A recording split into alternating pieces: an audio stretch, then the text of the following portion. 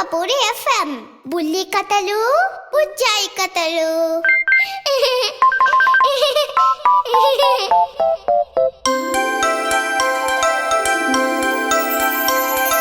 చిన్ని పిల్లలు చిన్నారి పిల్లలు ఆడి పాడి పచ్చని వేళ మంచి మాటలతో చక్కగా హలరించి బుల్లి కథ వింటారా ఈ వేళ.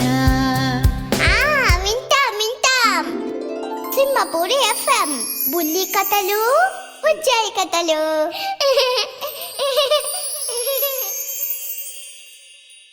బుల్లి కథలు బుజ్జాయి కథలు శీర్షికన మిమ్మల్ని అలరించడానికి వచ్చేశాను మీ నందిని చైతన్య. మమ్మీ నేను అయ్యో నువ్వు కూడా చిన్ని తల్లి, మరి నీ పేరు చెప్పు. చింతలి ఏంజెల్. మరి కథ విందామా?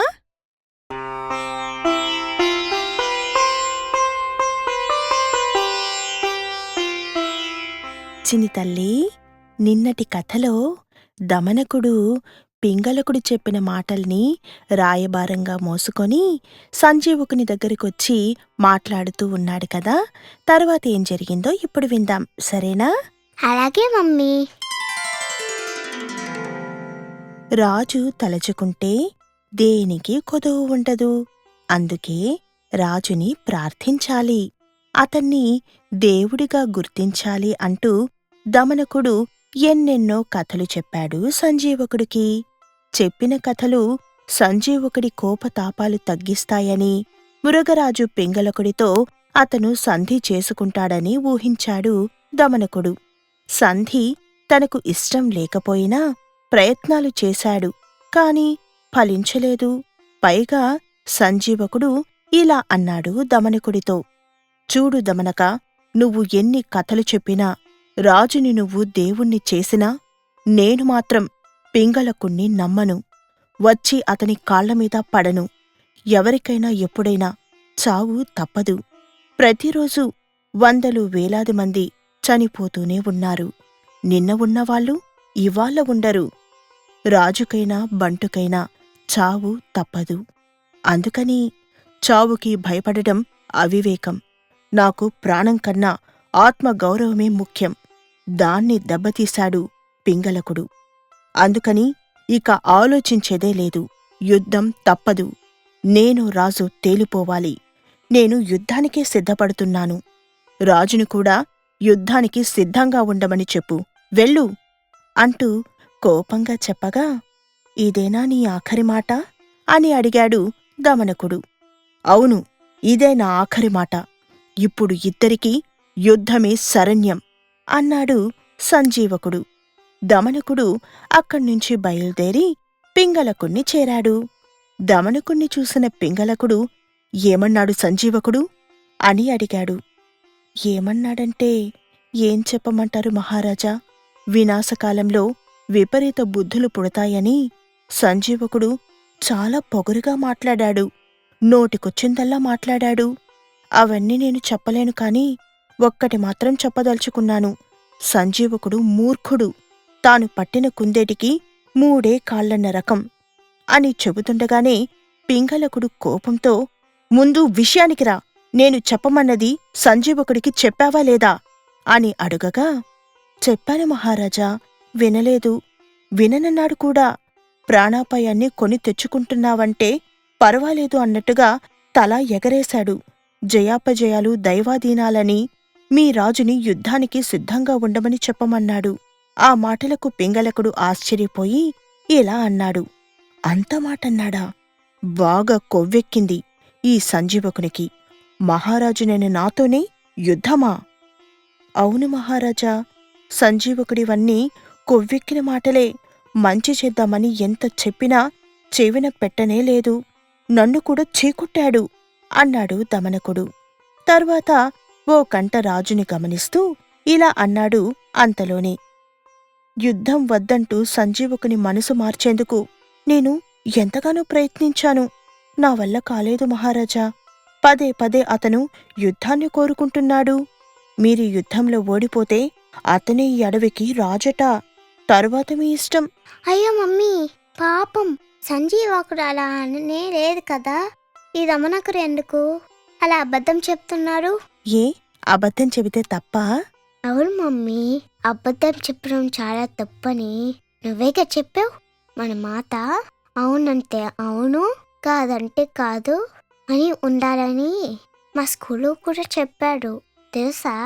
ఉమ్, అవును కదా. కాని ఇక్కడ ఈ దమనకుడు ఇంత బ్యాడ్గా వాళ్ళిద్దరూ విడిపోవాలనే ఇంత ప్లాన్ వేసింది. సరే, తర్వాతేం జరిగిందో విందాం. Okay mummy. దమనకుడు అన్న మాటలకు పింగళకుడు కోపంతో రగిలిపోతూ, అంత కోరికతో ఉన్నాడా? అయితే ఇక క్షమించేదే లేదు, రమ్మని యుద్ధానికి అంటూ జూలు విదిల్చాడు పింగళకుడు. యుద్ధం మొదలయ్యింది. సంజీవకుడు పింగళకుడు ఒకరినొకరు తీవ్రంగా హింసించుకుంటున్నారు. కొమ్ములతో సంజీవకుడు కుమ్మితే పింగళకుడికి ఊపిరి ఆడలేదు. అలాగే పింగళకుడి పంజా దెబ్బకి సంజీవకుడు సొమ్మసిల్లిపోయాడు. లంఘిస్తూ ఉన్న పింగళకుణ్ణి ఆపడం, అడ్డుకోవడం సంజీవకుడికి వల్ల కావట్లేదు. ఇద్దరి శరీరాలు నెత్తురోడుతున్నాయి. మాంసం ముద్దలు ముద్దలుగా ఎగిరి పడుతోంది. కొద్ది దూరంలో నిల్చొని కరటక దమనకులు ఇద్దరూ ఆ యుద్ధాన్ని చూస్తూ ఉన్నారు. ఉత్కంఠగా ఉంది ఇద్దరికీ. గెలుపు ఓటములు ఎవరిపరమన్నది తేల్చుకోలేకపోతున్నారు. ఏదేమైనా తను అనుకున్నది సాధించనని ఆనందిస్తూ ఉన్నాడు దమనకుడు. అతని ఆనందాన్ని గమనించిన కరటకుడు బాధపడ్డాడు. అకారణంగా ఒకరినొకరు చంపుకోవడం అవివేకమనిపించి ఇలా అన్నాడు దమనకుడితో, నిన్ను నమ్మినందుకు రాజుకి తగిన శాస్తే జరుగుతుంది. అది కాదుగాని నీ అంతటి నువ్వే సంజీవకుడికి పింగళకుడికి స్నేహం కలిపావు. తరువాత నీ అంతటి నువ్వే వాళ్ళిద్దరికీ వైరాన్ని కల్పించి యుద్ధానికి ఎగదోశావు. అసలు ఎందుకిలా చేశావు? పా, నేనేం అడగాలనుకున్నానో కరతకుడు కూడా అదే అడిగాడు మమ్మీ. అవునా? వావ్! మా తల్లి ఈ మధ్యలో కథల్లో బాగా ఆలోచించడం కూడా నేర్చుకుంది. సూపర్ రా తల్లి. కరటకుడు అడిగిన ఈ ప్రశ్నకి సమాధానం లేదు దమనకుడి దగ్గర్నుంచి. మళ్ళీ కరటకుడు ఇలా అన్నాడు, నువ్వు దూరంగా ఆలోచించలేదు కాని యుద్ధం ఎప్పుడూ ప్రమాదకరమే. ఏ ఇద్దరి యుద్ధం ఆ ఇద్దరికే పరిమితం కాదు. అది అందరినీ చుట్టబెడుతుంది, మట్టుపెడుతుంది. అందుకే యుద్ధాలు వద్దంటారు.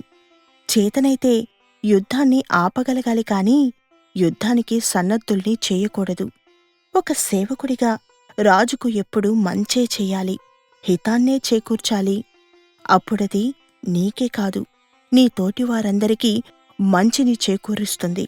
అలా కాక కావాలని మంచివాడికి కీడు తలపెట్టడం, చెడ్డవాడికి సహాయం చేయడం చేస్తే చివరికి అవి అందుకు సహకరించిన వాణ్ణే బలిగొంటాయి. జాగ్రత్త. మంత్రి అన్నవాడు ఎప్పుడూ కూడా రాజుకి చెడు సలహాలు ఇవ్వకూడదు అన్నాడు. కరటకుని మాటలకు చాల్లే చెప్పొచ్చావు అన్నట్టుగా చూశాడు దమనకుడు. ఆ చూపును అర్థం చేసుకున్న కరటకుడు ఇలా అన్నాడు అంతలోనే, అయినా నీకు బుద్ధి చెప్పాలనుకోవడం నా బుద్ధి తక్కువ. వెనకటికి తెలివి తక్కువ కోతులు కొన్ని మినుగురు పురుగుల చుట్టూ చేరి చలికాచుకుంటున్నాయి. వెచ్చగా ఉందంటూ తన చుట్టూ తిరుగుతూ సంతోషిస్తున్నాయి. దోవనపోతూ వాటిని ఓ పక్షి చూసింది. కోతుల తెలివి తక్కువతనానికి జాలిపడి వాటికి నిజం చెప్పాలనుకుంది. మీరు నిప్పు అనుకుంటున్నారేమో, కాదు, అవి మినుగురు పురుగులు అన్నాయి. మమ్మీ, మినుగురు అంటే ఏంటో నాకు తెలిసిపోయింది. తెలిసిపోయిందా? ఏంటది చెప్పు. ఒకరోజు రాత్రి మనం కారులో వెళ్తున్నప్పుడు అక్కడ లేక్స్ లాగా వెలుగుతూ కనపడ్డాయే, వాటినే నువ్వు మెరుగురు అని చెప్పావు. నాకు బాగా గుర్తుంది మమ్మీ. అవే కదా? అవే నాన్నా. పక్షులు అన్న ఆ మాటలకు కోతులు, తెలుసులే, నీ మానాన నువ్వెళ్ళు అన్నాయి. నేను చెబుతోంది నిజం. మినుగురుల్ని మీరు నిప్పు అనుకుంటున్నారు, భ్రమలో ఉన్నారు అంది మరలా ఇంకొక పక్షి. అయినా పట్టించుకోలేదు కోతులు. పదే పదే చెప్పి చూసింది పక్షి. దాంతో కోతులకి తిక్కరేగింది. దారిన పోయే పక్షి తమకు నీతులు చెబుతుందా అని అనుకున్నాయి. ఒక్కసారిగా దాడి చేసి పాపం పక్షిని చంపేశాయి. అయ్యో, ఎందుకు మమ్మీ అలా చేశాయి? అంతే కదా నానా, ఎప్పుడూ మన పని మనం చేసుకుంటూ వెళ్ళాలి. సందర్భాన్ని బట్టి మనం చెయ్యవలసింది చెప్పవలసింది ఆలోచించి చెయ్యాలి. అయితే ఈ కథను విన్న దమనకుడు, అవును మరి, చిన్నా పెద్ద తేడా తెలుసుకోవద్దు అంటూ కోతుల్ని ఒక రకంగా సమర్థించాడు. కాని ఈ కథను చెప్పిన కరటకునికి మాత్రం ఆ సమాధానం నచ్చలేదు. కరటకుడు మళ్ళీ మధ్యలోకి చొప్పించుకొని ఇలా అన్నాడు, లోకంలో మంచివాళ్ళు, మంచి మాటలు చెప్పేవాళ్ళు చాలా తక్కువగా ఉంటారు. ఆ మాటలు వినేవాళ్ళు ఇంకా తక్కువగా ఉంటారు. ఆ సంగతి అలా ఉంచితే తన మేలు కోసం ఇతరులకు కీడు తలపెట్టేవాడు బాగుపడడు. దీనికి నందిగుప్తుడి కథే ఉదాహరణ అన్నాడు. నందిగుప్తుని కథ? ఏంటా కథ? చెప్పు చెప్పు అని అడిగాడు దమనకుడు. దమనకుడు అడగగానే కరటకుడు నందిగుప్తుని కథను చెప్పడం మొదలుపెట్టాడు. మమ్మీ, ఇప్పుడు ఆ కథ చెప్తావా? లేదు నాన్నా, సమయమైంది కదా, రేపటికి విందామా కథను. అలాగే మమ్మీ.